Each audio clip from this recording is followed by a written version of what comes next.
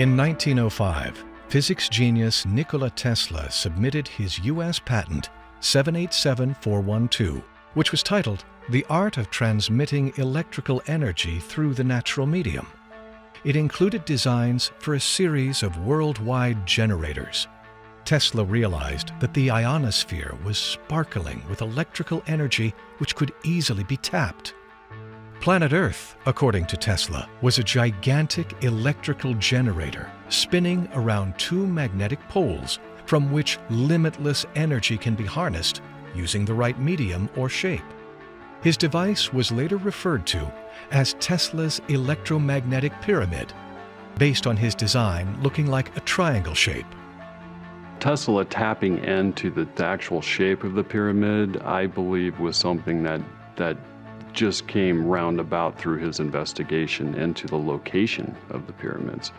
Because what appears to have happened is that he realized that it wasn't the actual shape of the pyramid so much, although pyramids exhibit fractal energy much more efficiently than other types of designs. But what he discovered was it was the location of the pyramids that created the power.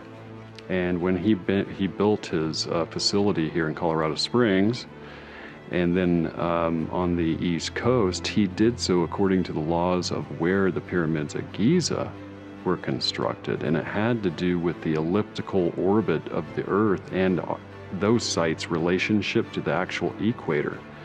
That there was a natural construction somehow taking place between those very specific sites and the overall energy field of the Earth. And because of that, he believed he could transmit power wirelessly. Tesla's discovery and device disappeared after his mysterious death in 1943. But what he was trying to tap into might have just scratched the surface of understanding the power of something much more ancient. According to Nikola Tesla, 369 is the key to the universe. Tesla became so obsessed with this 369 that he would drive around a building 3 times before going inside of it. He cleaned his plates with 18 napkins, lived in hotel rooms only with the number divisible by 3. He made calculations about things in their immediate environment just to make sure the result was conceivable by 3. And he based his choices on the results. He did everything in sets of 3. What is Nikola Tesla trying to make us understand? We must understand that we did not create mathematics. We discovered them. It is the universal language and law. No matter where in the universe you are, 1 plus 2 will always equal 3. Everything in the universe obeys this law. These forms are in nature, but the ancients emulated these forms in construction. If Nikola Tesla's obsession was with these numbers, and his goal was to define his location and time and space, could it be possible that ancient humans created monuments like the Great Pyramids to remind us of these truths? In Sumerian tradition and in the surviving texts, there is a very strong and intriguing reference to what are called the 7 antediluvian sages, the 7 sages who came before the flood. And their leader is a figure called Oannes. We find that he is depicted as a man, but curiously, he's wearing a sort of fish garb or a fish costume. Archaeologists often refer to him as a fish-garbed figure. And the other 7 sages are also dressed in this fish costume. So you see the legs of a human being, and the face and features a bearded human being. But then he's wearing on his head the head of a fish, and the body of a fish hangs down his back. It's a very curious idea, really. And he and all of them hold in their hands a curious little bag, which I tend to refer to as a man bag. I see them as a kind of badge of office, a recognizable symbol where perhaps members of a brotherhood would be able to recognize one another by their carrying of this symbol. It's curious that we see a figure holding the same bag that we see on the Sumerian reliefs, and holding it in exactly the same way. And not only that, but those same bags turn up on top of Pillar 43 in Enclosure D at Göbekli Tepe, where we know that they're at least 11,600 years old. The tradition is clearly rooted before the flood. Then comes the flood. The cataclysm wipes everything out, but that brotherhood persists through the flood. And after the flood, they are again offering the gifts of civilization to mankind. Could Oannes and his sages have re-emerged after the cataclysmic flood to teach the knowledge of the universe? In Sumerian cuneiforms, Enki is sometimes depicted as a bearded man wearing a fish costume and sometimes carrying a bag. Interesting to note that in the Egyptian depictions of gods, they are not holding a bag, but an important symbol called the Ankh. The Ankh depicts immortality and life. It is also connected with Isis and the planet Venus. Could these carrying devices be transmitting the same kind of energy? Anton Park's research has traced the re-emergence of Enki to Egypt, and as a byproduct of his death, the building of the Great Pyramid. La pyramide, je pense, a été créée pour refaire. In my view, the Great Pyramid was built by Isis. I believe it was created to reincarnate Osiris into Horus. It is quite complicated. The Osirian, the so-called aquatic temple dedicated to Osiris in Abydos, Abaju in Egyptian, means it is located in the city, which is, according to Egyptian history, the first city of Osiris. Yet, to be able to find seashells on a temple located in the middle of the desert, you have to go back thousands of years, at least 10,000 years. Why would he have made such a temple with aquatic features? Because Osiris, who's also Enki, they are the same person, had amphibian genes. Osiris, Enki, was killed by his nemesis Set, who is in fact Enlil, during one of their many battles. It took place in Abydos, which also corresponds to the Sumerian Apsu, where Osiris's aquatic temple can be found. The texts clearly state that all of Osiris's servants were slaughtered during a battle, as well as Osiris himself, who was crucified on a tree. This is how he died. Isis is quite a character. She can't really be found in Mesopotamian literature, although she could be considered the goddess Ninti.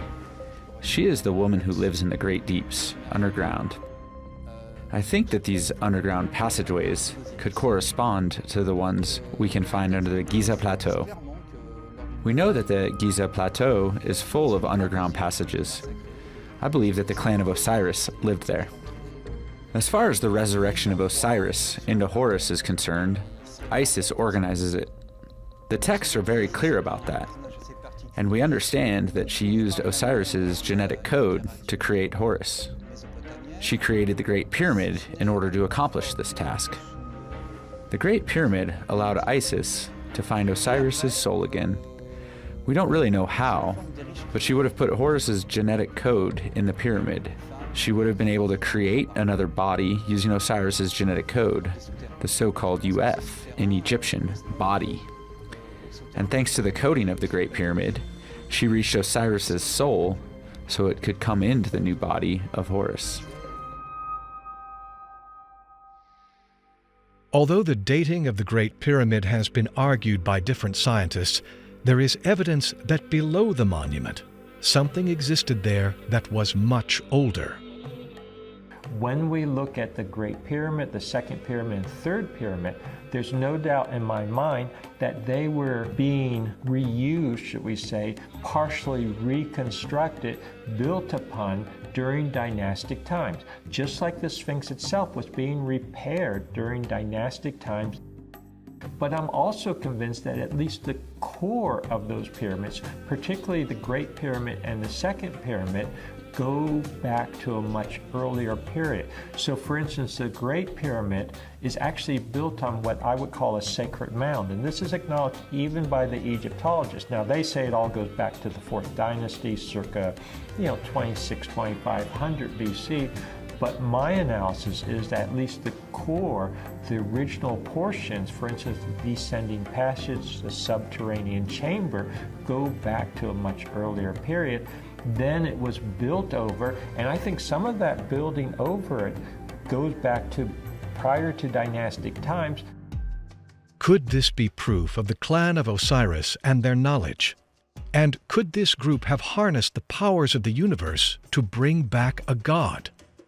Some experts point to the fact that the Great Pyramid itself has always been connected with the afterlife.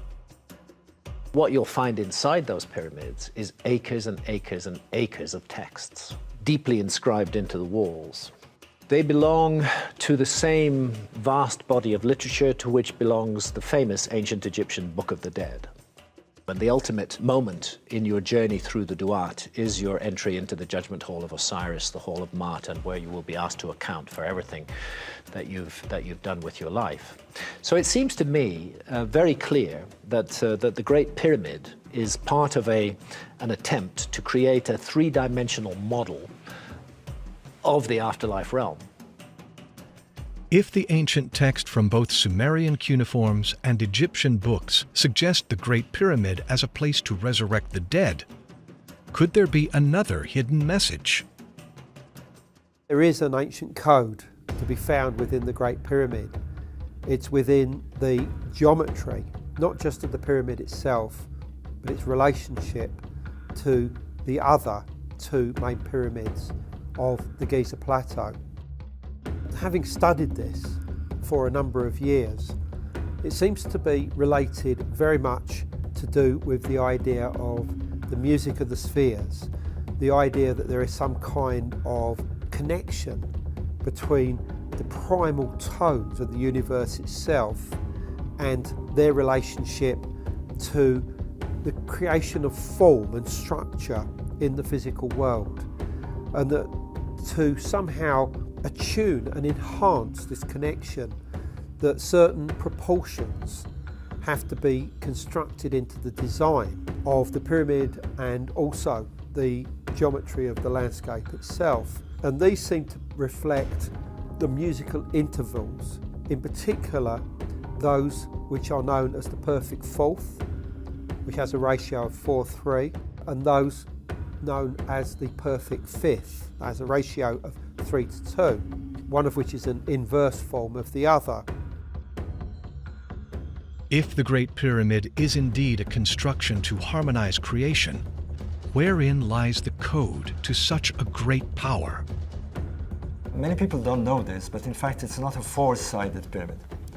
It has a very slight concavity on each side, making it an eight-sided pyramid. Now, the minute you do this, you not only complicate the design tremendously, but it produces rather bizarre geometry. So this geometry, when we analyze it, produces numbers. Numbers keep popping out. Numbers that shouldn't be there. Things like universal constants. Constant, that has been known for over 100 years. The phi constant, the golden ratio, but we have now strange numbers like Euler's number coming up in the design. Could this geometry produce a message? The Great Pyramid is situated within a whisker of latitude 30.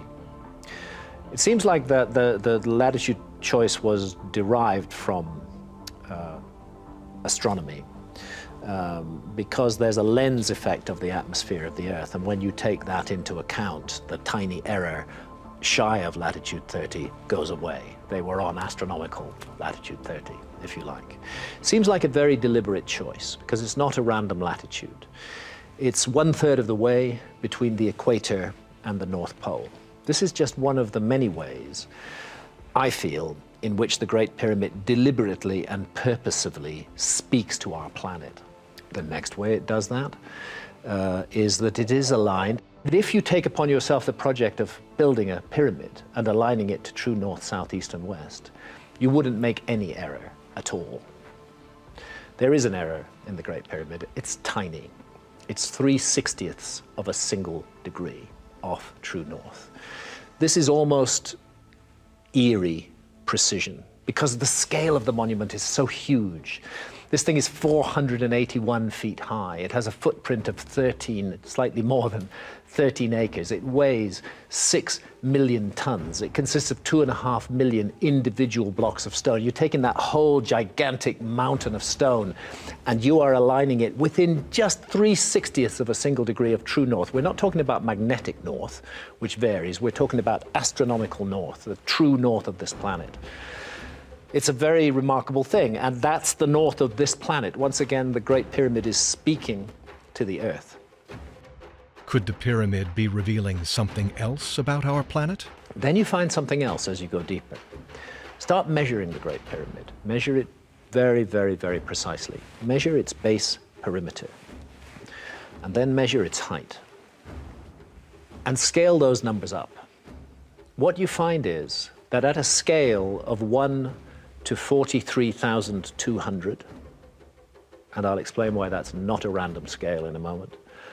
On a scale of 1 to 43,200, the dimensions of the pyramid give you the dimensions of this planet.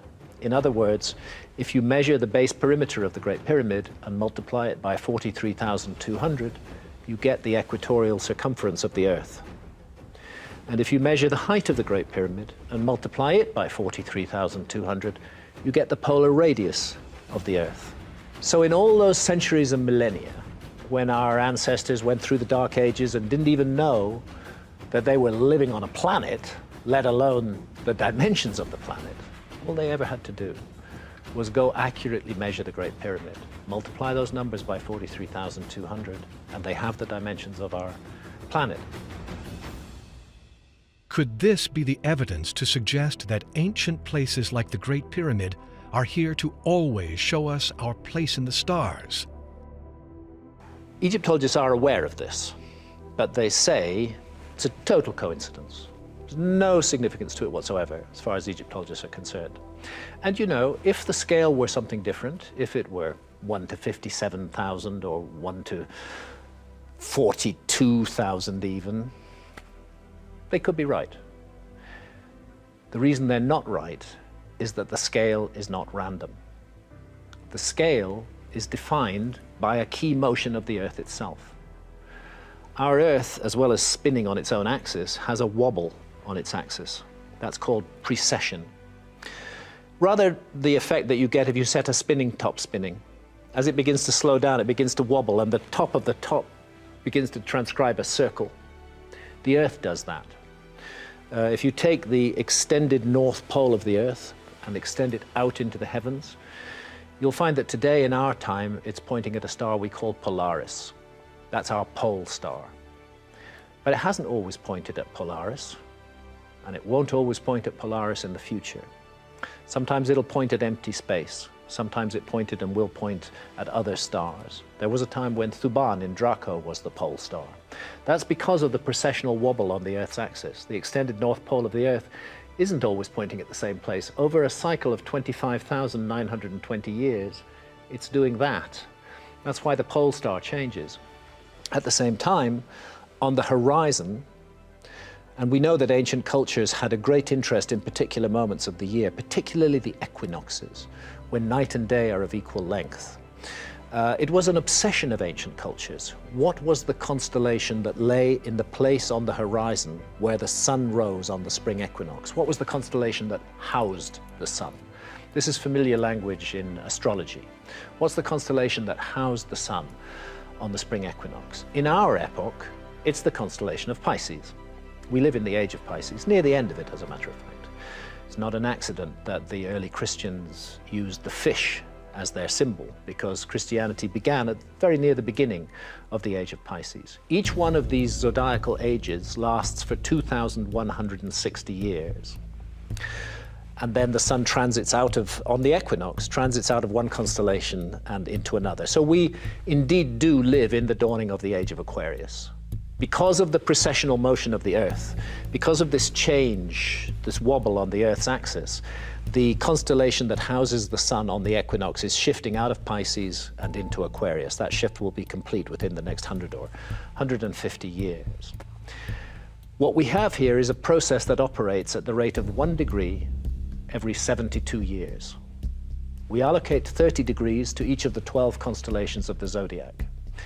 Multiply 72 by 30 and you get 2,160. That's a zodiacal age. Take the whole cycle of the zodiac, the whole 12 constellations, each with 2,160 years, housing the sun on the spring equinox, and you get what the ancients called the Great Year, when everything cycles back to the beginning and the whole process starts again. Do you follow?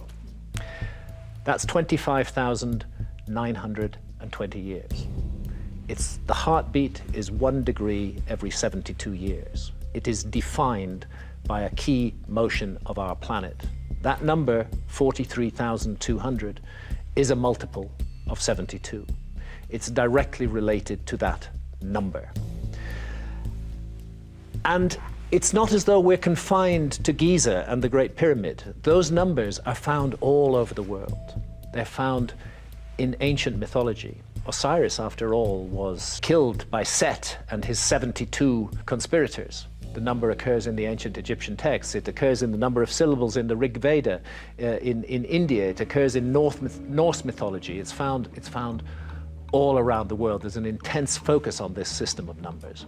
So it can't be an accident that the same system of numbers crops up in the Great Pyramid, and that not only does the Great Pyramid give us the dimensions of the Earth, but that it does so on a scale defined by the Earth itself. That's an incredibly clever piece of work that we're looking at there. Could the ancient builders have given us a monument to decode our human existence? Interestingly enough, the numbers Tesla was obsessed with show up in the equations of the Great Pyramid. The numbers Graham has concluded from his research on the pyramid are 72, 43,200, 600, 30, 25,920, and 2,160. And all of those numbers either equal 3, 6, or 9. Then let's give you one more example. Let's track east from Giza. Let's go off to Cambodia, to Angkor in Cambodia. An amazing site, again, very much devoted to the investigation of the mystery of death. The very word Angkor actually has a meaning in the ancient Egyptian language. It means life to the Horus. And lo and behold, it turns out that Angkor, with its pyramidal monuments, Angkor lies exactly 72 degrees of longitude east of Giza. I do not believe that that is an accident or a coincidence. I think there's a deep and ancient connection. And what we're looking at in Angkor, because that site was continuously used by many later cultures, both Hindu and Buddhist, what we're looking at in Angkor is the latest incarnation of a much more ancient site, which, just like Giza, goes back into remote prehistory. Could these precise calculations be spread across the globe and communicating a code? Is it possible this is what Nikola Tesla tapped into? Robert Bouval predicts this is the language of the future. The way we read the universe is through mathematics and through its geometry. And through its mathematics and geometry, we need to know, slowly through our evolution, we begin to work out how triangles work, circles, ellipses, various shapes, and now work out the numbers, how they produce numbers. So having said this, the language that we as human beings will be communicating sounds a bit too science fiction, but I don't think we'll be talking English or Chinese in the next 2-3 centuries. Already we're using a different language using computers. I think we'll be talking mathematics in the sense that to get a pure idea out, to get a pure thought out and to structure it so that you understand exactly what I'm talking about, the shape, the size, the dimension, the weight, the speed, I'll have to number it, I'll have to put mathematics. The Great Pyramid is speaking that language, it's transmitting that language. It's a silent language, if you like, that needs to be read. We don't need Egyptologists, we don't need experts in hieroglyphs. It doesn't have hieroglyphs. We need mathematicians. We need mathematicians to read it. And that's one of the goals, is to tempt them to get into this. We've moved in a direction when we rely on external knowledge. We seem to think that the answer is out there and we look for it. Well, the answer may be inside us. I truly believe this. And therefore we need to rechange how we see ourselves and how we educate ourselves.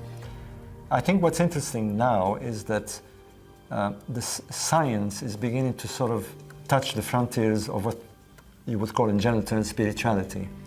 We begin to realize that the universe is mental.